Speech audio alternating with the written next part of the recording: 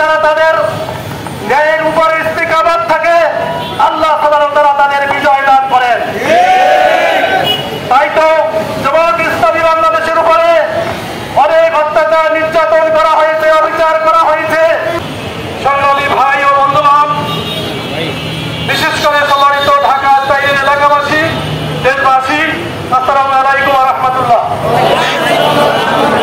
আল্লাহ সুবহানাহু ওয়া তাআলার দরবারে শুকরিয়া জ্ঞাপন করছি যে আল্লাহ সুবহানাহু ওয়া তাআলা 2024 সালের জুলাই মাসে ছাত্র জনতার আন্দোলনের মাধ্যমে একটি স্বৈর শাসনের অবসান হয়েছে।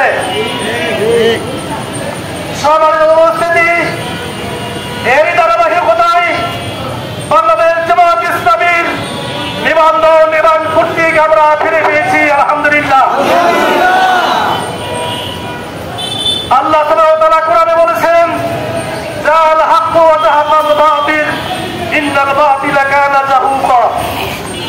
আল্লাহর এই চিরন্তন বাণী, সত্য অবশ্যই প্রকাশিত হবে, বিজয়ী হবে এবং মিথ্যা দূরীভূত হবে।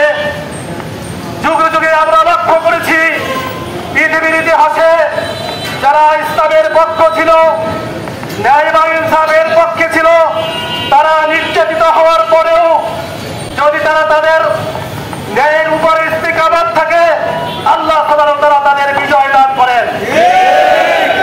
তাই তো জামাত ইসলামী বাংলাদেশের উপরে অনেক অত্যাচার নির্যাতন করা হয়েছে, অবিচার করা হয়েছে, আমাদের নেতৃবৃন্দকে ফাঁসি দেওয়া হয়েছে।